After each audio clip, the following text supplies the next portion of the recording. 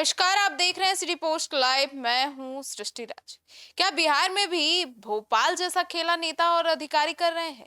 ये सवाल इसलिए उठ रहा है क्योंकि पटना पूर्णिया ग्रीनफील्ड एक्सप्रेसवे की रूट लाइन बदल गई है। भोपाल में प्रस्तावित वेस्टर्न बाईपास के आसपास वरिष्ठ आईएएस और आईपीएस अधिकारियों की जमीन खरीद को लेकर सवाल उठे थे। अब इस बार बिहार में भी इसी तरह का खेल होने का आरोप लग रहा है। अब क्या है पूरा मामला, आइए जानते हैं हमारे सहयोगी रवि सर से। सर, रूट लाइन बदलने से खेला कैसे हो सकता है? देखिए, मंत्रियों, नेताओं, अधिकारियों को पता होता है कि किस जगह पर बड़ी सरकारी योजना आने वाली है। ये मंत्री लोगों को पहले से पता होता है। जी। अब किस जगह पर बड़ी परियोजनाएँ आने वाली है, जब उनको पहले से पता है, तो वो पहले से ही उस इलाके में किसानों से सस्ती ज़मीन खरीद लेते हैं, जी। जो बड़े लोग होते हैं।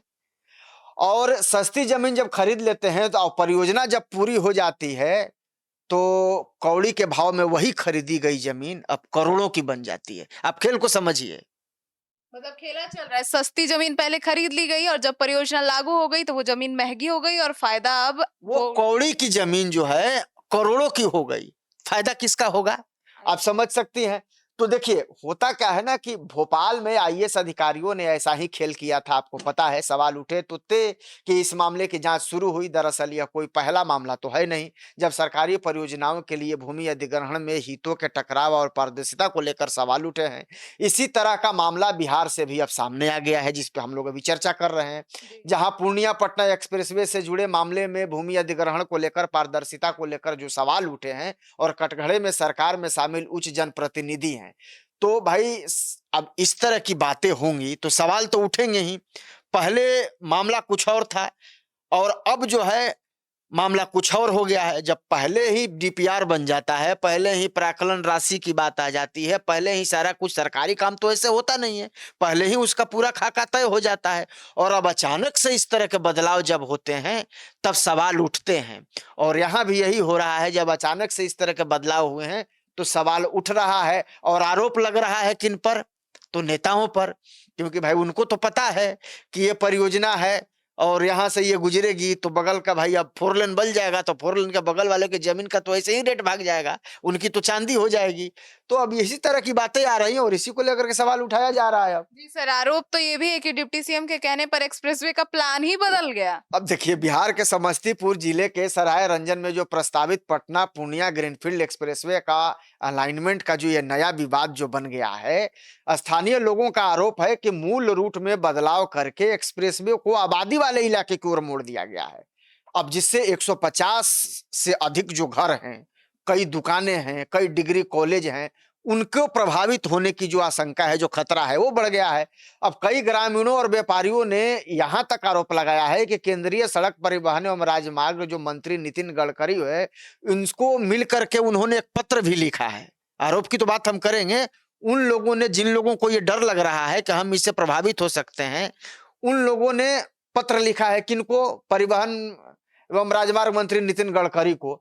और पत्र लिखा है और केंद्रीय मंत्री को भेजे पत्र में आरोप लगाया गया है कि एक बड़े नेता के प्रभाव में आकर एक्सप्रेसवे के लगभग 5 किलोमीटर हिस्से के अलाइनमेंट को बदल दिया गया है। अब आरोप जब लग रहा है और जबकि पहले से जो सड़क का काम था वो कम आबादी वाले और जो कृषि वाले जो क्षेत्र थे, वहां से ये सड़क गुजर रही थी, और अचानक जो ये बदलाव हुआ तो उसके बाद ये अब घनी आबादी की तरफ मोड़ दिया गया।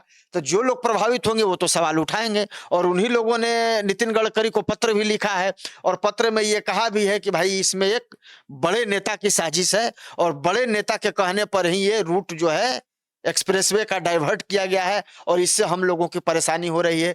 तो अब तो जो ग्रामीण हैं और जो लोग हैं, जो प्रभावित लोग हैं, वही सवाल उठा रहे हैं, तो अब हम किनका नाम लें? आप जी। समझ सकती हैं। जी सर, तो ऐसे में अब इस पत्र में किसी का नाम नहीं है, पर इशारा साफ है। बिल्कुल, पत्र में किसी का नाम नहीं लिया गया है, इसीलिए हमने भी नाम नहीं लिया।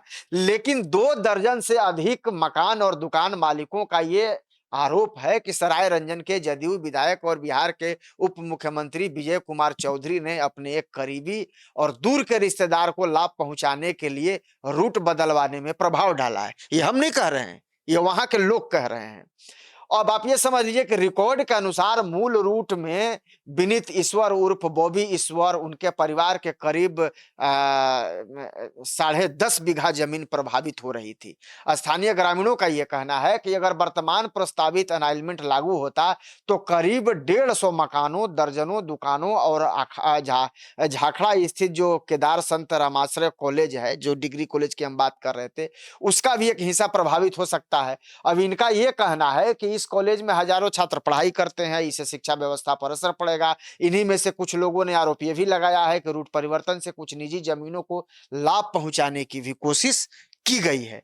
तो जो तमाम लोग हैं वो आरोप लगा रहे हैं और उन्हीं के आरोपों को अब जवाब देना है। अब देखिए इसमें आगे क्या होता है। नितिन गडकरी को तो इन लोगों ने पत्र लिखा है और आरोप तो लगा ही दिया है, और जिस के नाम की चर्चा हो रही थी वो तो अपने अब नाम भी उन लोगों ने सार्वजनिक कर दिया है। आप देख ही रही हैं सारा फिर चीज। तो क्या आपको लगता है कि पटना पूर्णिया एक्सप्रेसवे का जो अलाइनमेंट विवाद है वो आगे भी बढ़ेगा? देखिए आरोपों पर बिहार में उप मुख्यमंत्री एवं सराय रंजन विधायक जो विजय कुमार चौधरी हैं, उन्होंने तो इनकार किया है। उनका कहना है कि उन्होंने किसी प्रकार का कोई राजनीतिक दबाव नहीं बनाया और कोई अलाइनमेंट तय करना उनका विषय नहीं है, बल्कि ये तो एनएचआई का विषय है। वहीं बॉबी ईश्वर ने जो आरोप को लगाया है उसको खारिज करते हुए भी कहा है कि मौजूदा प्रस्तावित रूट में उनकी भी लगभग 6 बीघा जमीन प्रभावित हो रही है। उनका यह भी कहना है कि यदि किसी तरह का प्रभाव इस्तेमाल किया गया होता तो उनकी यह जमीन भी बचा ली जाती। दरअसल पटना पूर्णिया एक्सप्रेसवे की परियोजनाओं से जुड़े दस्तावेजों और विभिन्न गजट अधिसूचनाओं के आधार पर स्थानीय लोगों का दावा है कि शुरुआती प्रस्ताव और बाद में जारी दस्तावेजों में रूट को लेकर अंतर दिखाई देता है, और इसी वजह से इलाके में विरोध भी बढ़ा है और कई लोगों ने मून अलाइनमेंट को बहाल करने की मांग की है। यानी कि जो पहले से जो तय था रूट का, लोग चाहते हैं कि उसी पर काम हो, और ये जो बदलाव हुआ है उस पर लोगों ने आपत्ति जताई है, उसी का लोग विरोध कर रहे हैं और उसी को लेकर के उन्होंने चिट्ठी भी लिखा है और उसी को लेकर के ये डिप्टी सीएम पर आरोप भी लगा रहे हैं। हालांकि डिप्टी सीएम ने तो इन आरोपों से पल्ला झाड़ लिया है। वो तो कह रहे हैं कि भाई इसमें तो मेरी भी जमीन प्रभावित हो रही है, तो मैं ऐसा क्यों करूंगा। लेकिन अब लोग जो है गांव के वो तो आरोप लगा रहे हैं। अब देखना है कि अब आगे इसमें क्या कुछ होता है। सर, तो ऐसे में बिहार सरकार का क्या कहना है और एनएचएआई जो है उसका पक्ष क्या है? बिल्कुल, देखिए एनएचएआई जो नेशनल हाईवे अथॉरिटी है उसका साफ तौर पर उनके अधिकारियों का यह कहना है कि यह सामान्य प्रक्रिया के तहत एक बार अधिसूचित अलाइनमेंट में बदलाव आसान नहीं होता, और यदि किसी प्रकार का परिवर्तन हुआ है तो इसकी जांच की जाएगी। अब बिहार के मुख्यमंत्री सम्राट चौधरी ने कहा है कि लोगों की चिंताओं शिकायतों को गंभीरता से देखा जाएगा। यानी कि मुख्यमंत्री सम्राट चौधरी के जब संज्ञान में यह बात आई है तो उन्होंने इतना आश्वासन जरूर दिया है, इस बात को गंभीरता से भी लिया है और कहा है कि इसको देखा जाएगा और संबंधित विभागों से रिपोर्ट भी मांगी जाएगी। ये मुख्यमंत्री सम्राट चौधरी का कहना है। दूसरी ओर एनएचआई के जो बिहार क्षेत्रीय अधिकारी हैं, एनएल यवतकर ने कहा है, वो अधिकारी हैं, उनका कहना है कि नियमों के अनुसार एक बार अधिसूचित होने के बाद एक्सप्रेसवे का रूट बदलता नहीं है या बदला नहीं जा सकता है। उन्होंने मामले को छपरा परियोजना निदेशक के पास भेजने की बात कही और कहा कि यदि वास्तव में बदलाव हुआ है तो यह गंभीर विषय है। जबकि छपरा के परियोजना निदेशक राजू कुमार ने भी कहा है कि एक बार रूट तय हो जाने के बाद उसमें परिवर्तन नहीं किया जाता है। तो मुख्यमंत्री ने मामले की जांच कराने का आश्वासन तो दे दिया है। उजियारपुर से सांसद और केंद्रीय गृह राज्य मंत्री नित्यानंद राय ने भी कहा है कि उन्हें इस पूरे मुद्दे की जानकारी है और उन्होंने इसे सड़क परिवहन मंत्रालय के समक्ष भी उठाया है। अब उनका प्रयास है कि एनएचआई मूल रूट को बहाल करे ताकि आबादी वाले क्षेत्रों को नुकसान पहुंच सके। अब इसमें एक चीज देख माने नुकसान नहीं पहुंचे। अब देखिए दो चीजें हैं, ग्रामीण आरोप लगा रहे हैं और डिप्टी सीएम को भी निशाने पर ले रहे हैं, लेकिन जो एनएचआई के जो अधिकारी हैं, नेशनल हाईवे अथॉरिटी ऑफ के जो अधिकारी हैं, वो कह रहे हैं कि भाई ऐसा होता नहीं है। एक बार जो प्राक्कलन बन गया, एक बार जो रूट निर्धारित हो गया वही रहता है।